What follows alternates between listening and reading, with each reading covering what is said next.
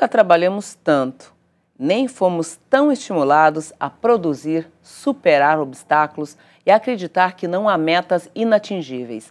O sucesso, dizem, está exclusivamente em nossas mãos. Há um excesso de positividade que cria a sociedade do desempenho. Hoje, o indivíduo se explora e acredita que isso é realização.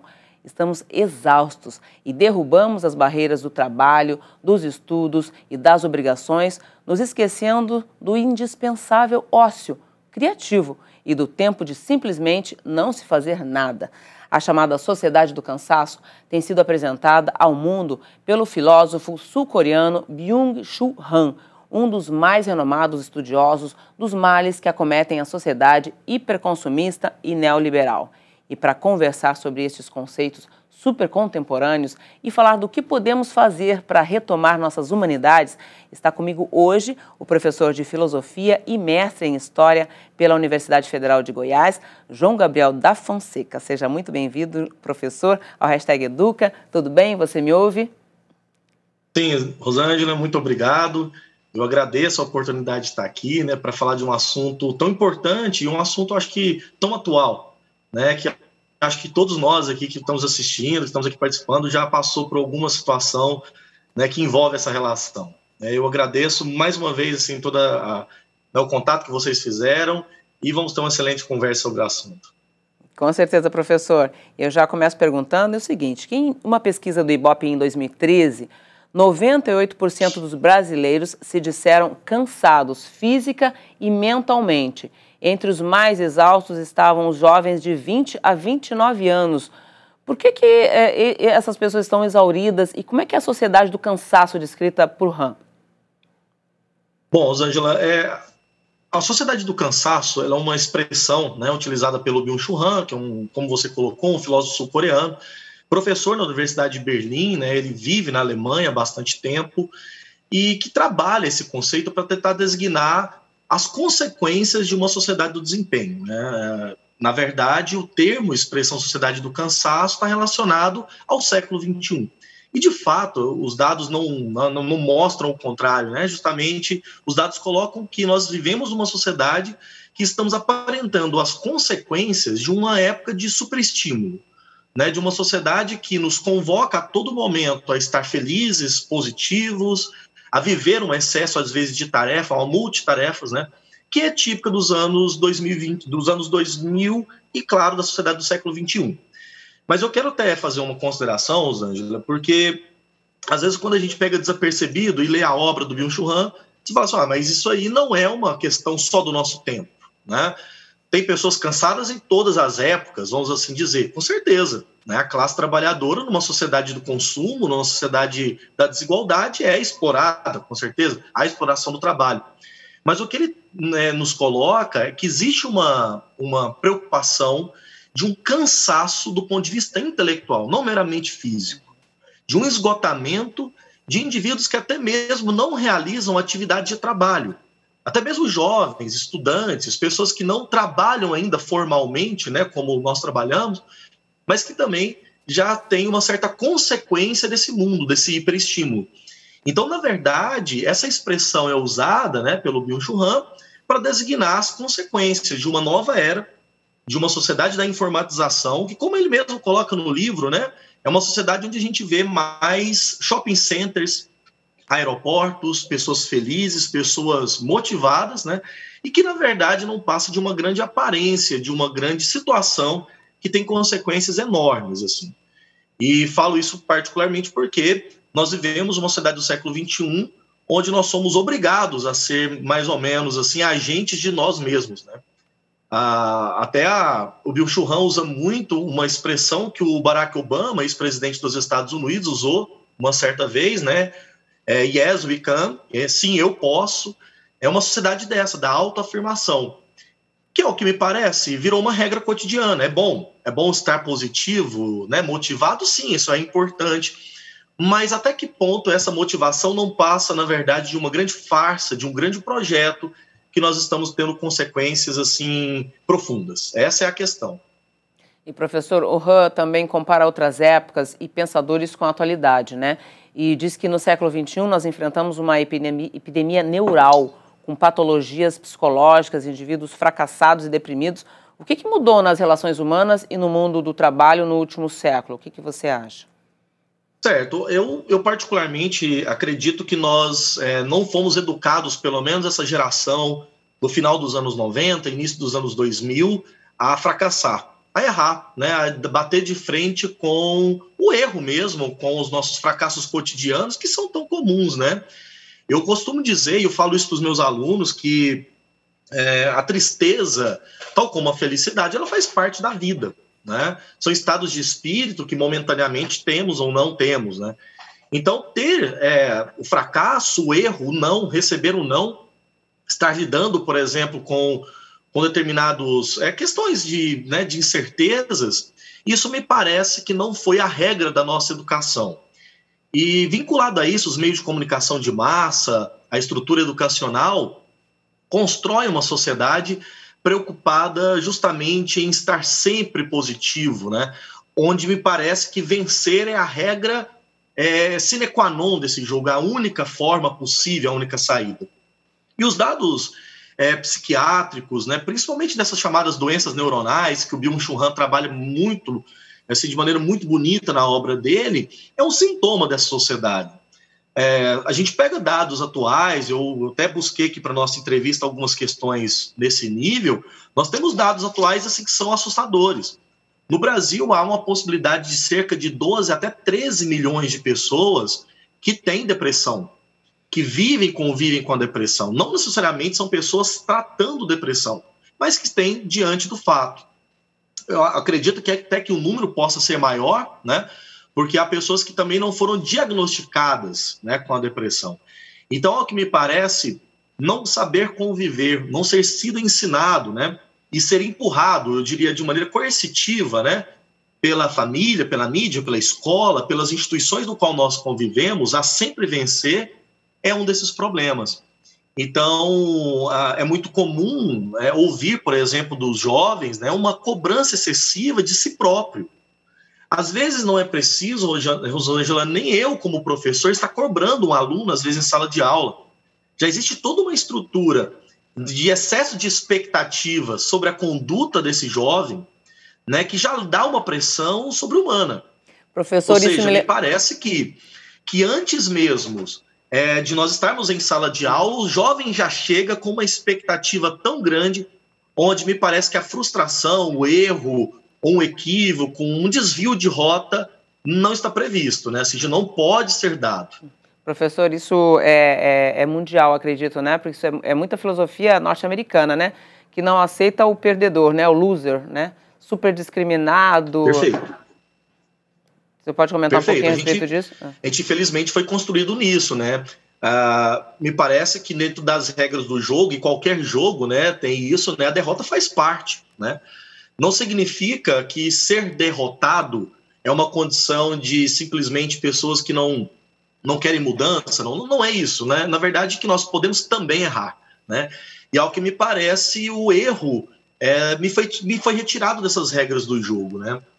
Fracassar, que é uma conduta humana, né? O erro é uma conduta humana, me foi retirado das regras que possibilitam meus horizontes. Então, isso gera um excesso de expectativa, um horizonte, às vezes, muito curto, às vezes um horizonte muito curto, que a frustração vai vir, e como nós não aprendemos a lidar com elas, as consequências podem ser enormes. E esses dados que você me coloca, e principalmente dados ligados às doenças neuronais, né? A gente pode falar de várias doenças, inclusive nunca se consumiu tanto o metilfenidato no Brasil, né, conhecido como a Ritalina, né, que é o medicamento, né, para transtorno de déficit de atenção e hiperatividade, nunca se consumiu tanto, porque se espera sempre pessoas motivadas, né. Eu, contando uma experiência particular rápida aqui, Rosângela, compartilhando isso, é que quando eu vou tratar alguns filósofos em sala de aula, que carregam um tom mais pessimista, né, da realidade, por exemplo, Schopenhauer, o Sartre, em certa medida, me parece que eu estou causando um horror, né? Me parece que ser coach, motivado a todo momento, é uma regra, e isso me parece um problema grave, inclusive. Professor, você dá aulas em 7 escolas particulares aí em Goiânia, né? E numa plataforma Sim. online, todas são preparatórias para a UNEM, então você convive com muitos jovens, né? Como é que estão esses estudantes nessa sociedade de desempenho? O que você acha? Porque são o nosso Bom, futuro, Rosângela, né? assim, a minha realidade, eu costumo dizer uma realidade específica, né? Porque eu trabalho na rede particular, né? E a rede particular é muito menor do que a rede pública, né, em número, etc. Né? Então, se trata de uma classe social mais específica, em determinadas condições. Aqui em Goiânia eu trabalho com a rede particular de classes média alta, né, nos grandes colégios aqui da rede privada.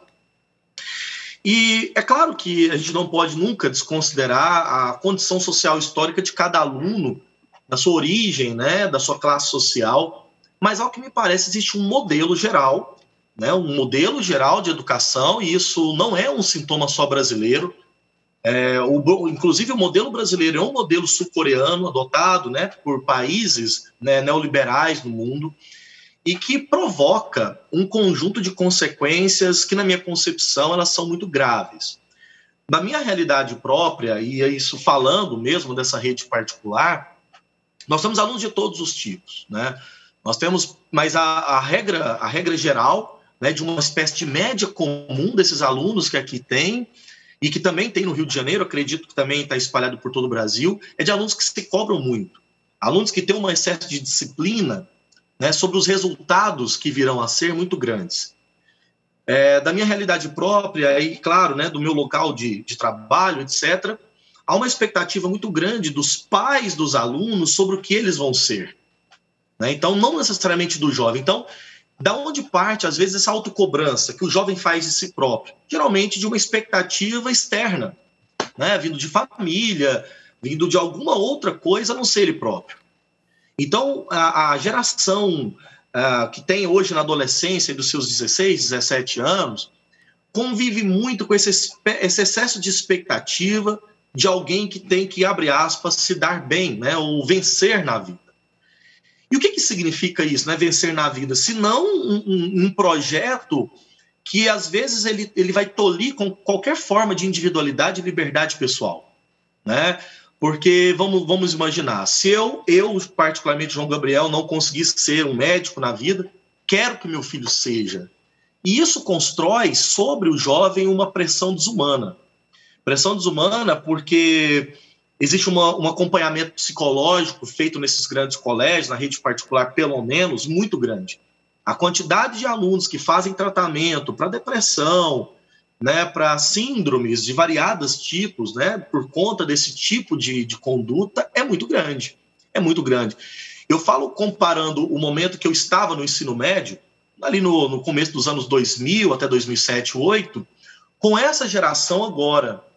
Né? Na minha época, não sei se na sua foi assim também, falar quando alguém ia para um psicólogo, era falar que a pessoa estava doente mesmo, era visto como um perigo, né? Assim, aquela pessoa é louca, ou alguma coisa desse tipo, assim. Tem se normalizado. Uma pessoa que busca um tratamento é importante, com certeza. Mas normalizar a busca como se isso fosse uma condição que todo mundo tem que fazer, também é outro problema. Né? Porque nós estamos falando de uma sociedade que tem produzido pessoas doentes. E essas doenças, às vezes, elas não são perceptíveis fisicamente, né? Elas atacam de uma maneira muito silenciosa.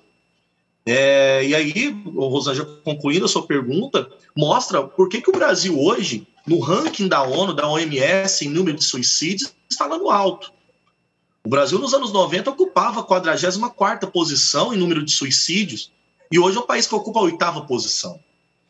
Então, veja que a gente tem passado assim, muito rapidamente.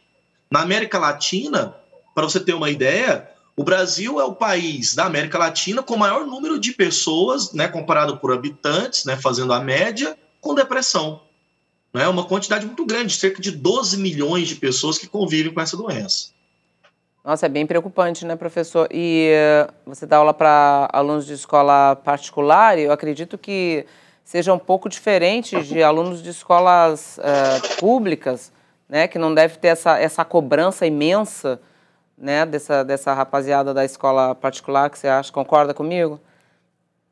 Bom, eu acho que a cobrança é até outra, né? Existem cobranças, sim, né? Eu acho que a juventude, principalmente da classe trabalhadora, oriunda de regiões periféricas, a juventude pobre, vamos dizer assim, tem inúmeras outras pressões, né? Sim, mas é que eu falo eu falo essa de seguir a profissão do pai, você vai ser médico, você vai ser engenheiro, você vai ser, né, que é uma carga enorme.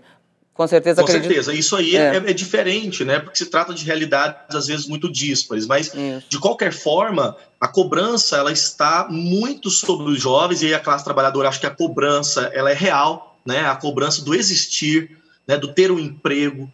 E nós estamos convivendo, infelizmente, numa época, em décadas, né? De uma falta de perspectiva de futuro muito grande em relação ao trabalho, né, segurança de emprego, as leis trabalhistas, né, que a todo momento aí se flexibilizam, eles dão esse nome bonito para falar destruição, né, das nossas leis do trabalho. E com certeza essa outra juventude que vem, né, dessas outras realidades tem outras cobranças. Mas isso não significa que ela esteja isenta de também ter esses problemas, né? Sabemos muito bem que a juventude, principalmente a adolescência, e aí os especialistas da psicologia tratam muito bem, é uma fase de instabilidade, de muita mudança hormonal, física, psíquica, etc. Então, em variadas classes, as demandas ou as cobranças também são variadas, mas não deixam de ser cobranças. A quantidade de suicídios também entre jovens pobres é muito grande, né? Então, a depressão também nessa juventude periférica também é muito grande. Então, lidar, né, com esses problemas não é aceitá-los, né? A gente tem que sempre deixar isso claro para quem nos ouve aqui. Sim. Não é aceitá-los, mas é pensar sobre eles, acho que é um grande passo, pelo menos. Professor, aqui no #Educa a gente conversa com muitos professores da rede municipal de ensino aqui do Rio, né?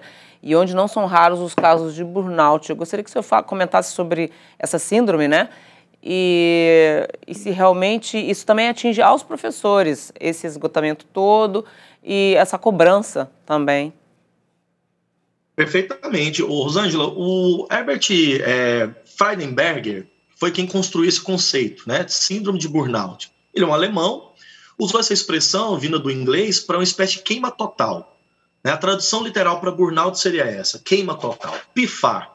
Como se a gente tivesse um eletrodoméstico, vamos pegar assim bem na linguagem popular para a gente entender, um eletrodoméstico que ele pifou, ele queimou, ele não funciona, ele está lá.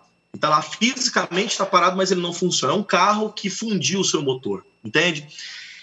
E em várias profissões, é muito comum esse estresse e essa sobrecarga de trabalho, que não significa simplesmente trabalhar fisicamente num certo espaço. Por exemplo, o meu trabalho, o seu trabalho, por exemplo, acredito que não é apenas aí no estúdio da gravação ou na sala de aula, no lugar físico, né? Mas ele também envolve toda uma preparação, todo o carregar para casa. E aí, essa época de pandemia mesmo foi um momento que deixou muito claro isso, né? A nossa casa se transformou também no local único e exclusivo do trabalho, né? Principalmente a nós professores. Transformamos a nossa vida íntima, né? O meu espaço de estudo, né? No qual eu me refugio em certos momentos e tal, no meu lugar público de trabalho. Isso, com certeza, vai causando uma sobrecarga que vai aparecendo em vários sintomas. Né? O burnout ele é muito comum aparecer primeiro, né?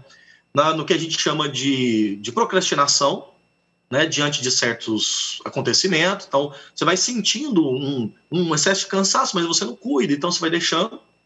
Um segundo é querer fazer tudo sozinho. E isso é uma característica, infelizmente, né, de centralizar certos trabalhos, né? O medo, sei lá, de perder a profissão ou de abrir espaço para outro colega, enfim, que isso vai condicionando uma espécie de centralização e que em pouquíssimo tempo, ocorre esse esgotamento. E ele começa aparecendo com uma tristeza enorme, com uma dificuldade de cuidar de si próprio, procrastinar sobre o nosso próprio cuidado corpóreo, etc., sobre o sono, o desregulamento de alimentação, até no momento mais grave, que é ter pânico, né? Não conseguir mais trabalhar, ter o desespero de choro, etc. Eu falo isso por mim, e aí eu vou pedir uma licença para falar um relato mesmo pessoal. Sim. E realmente isso ocorre, isso é muito comum entre professores, isso é um dado muito normal, infelizmente, se normalizou entre nossa profissão, e eu já passei por um princípio disso. Eu já tive momentos mesmo de eu não aguentar mais trabalhar, de ter asco, assim, aversão ao trabalho, tudo que envolve trabalho, a pessoas ligadas ao trabalho. E isso é muito complicado, né? Porque é a nossa profissão, dependemos dela, né? E depois que mergulhamos nessa situação, é muito difícil sair dela. É muito complicado. O tratamento tem que ser lento, gradual, né? E até se restabelecer uma saúde psíquica. Uhum. Professor, tem uma pergunta aqui na nossa interatividade. A Carolina pergunta o seguinte: que estratégias podemos adotar para conseguir manter um certo equilíbrio para o trabalho saudável, conseguindo manter uma parte do dia destinada à vida pessoal? Certo. Carolina, né? Carolina. Carolina, é muito complicado a gente dar uma fórmula assim, né, que caiba para todas as profissões e tal, até porque nós sabemos que a classe trabalhadora ela é vítima do próprio mercado de trabalho, né? A gente às vezes dança a música que toca, mas é muito importante que nós trabalhadores, em suas determinadas especificidades, possamos criar nossas próprias ferramentas de defesa. Uma primeira delas é colocar até limite do nosso tempo de trabalho. Conseguir conciliar uma separação que eu tentei e tento a todo momento, é um desafio cotidiano fazer isso, colocar um limite, uma separação entre o local de trabalho e o local de descanso. Destinar uma parte do dia, com certeza, para o lazer. Nem que seja um lazer mais individual, como filme, sabe, alguma coisa assim, né? E sempre, eu falo isso por mim, ao reconhecer algum tipo de anomalia, patologia em nós mesmos, buscar um tratamento. Não acreditar que isso vai ser resolvido naturalmente, né? Eu acho que buscar isso é fundamental. Nessa época de pandemia ficou muito difícil, porque, como estávamos até conversando mais cedo, nós estamos numa época de WhatsApp sem limites, sem fronteiras, né? Nós estamos numa época em que as redes sociais elas entram na nossa vida de tal maneira que a gente passa, às vezes, 9, 10 horas diária conectado, fazendo 1000 coisas ao mesmo tempo. Então, garantir um direito, buscar, lutar por um direito de descansar, entende? De me livrar um pouco de certas coisas é fundamental. Às vezes eu estou falando isso um pouco às vezes é meio redundante, né? Me parece mais do mesmo, mas eu digo que isso é muito fundamental, principalmente para nós professores. Um certo momento que você fala assim, não, eu não respondo a alunos, por exemplo, depois das 18 horas. Vou me dar o direito, como todo trabalhador tem, de estar fora do meu tempo de trabalho. Que o trabalho também possa me esperar, que eu não fique a refém do horário do trabalho. Eu particularmente fiz isso. Nessa época de pandemia eu fiz porque eu estava notando que estava 24 horas. Eu virei uma máquina, né? Só que máquinas uma hora pifam, né? E o corpo humano, geralmente, se ele pifar, realmente ele não volta. Nós não temos o direito de retificar um ser humano, né? Infelizmente.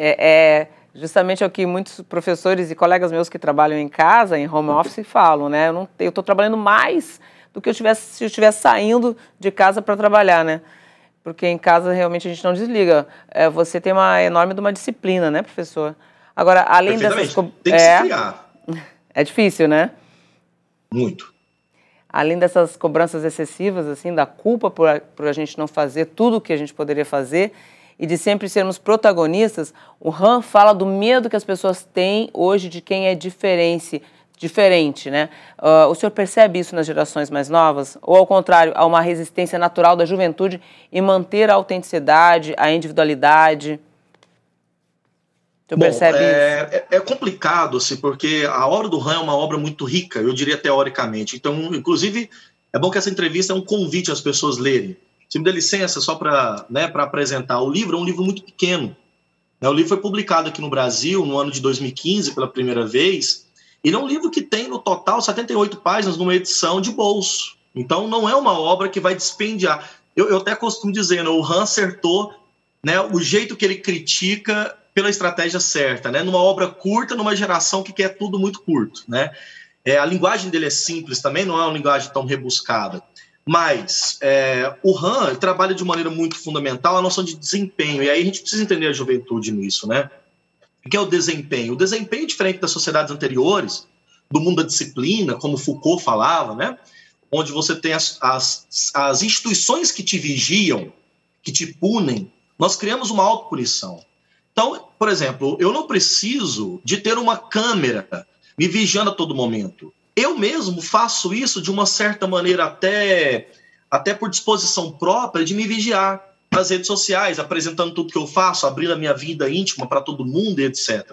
Criando uma espécie de vida própria, como se ela fosse uma coisa pública, onde todo mundo necessita disso. Só que no momento em que a sua vida pública não se torna mais relevante para as pessoas, vem de novo a frustração.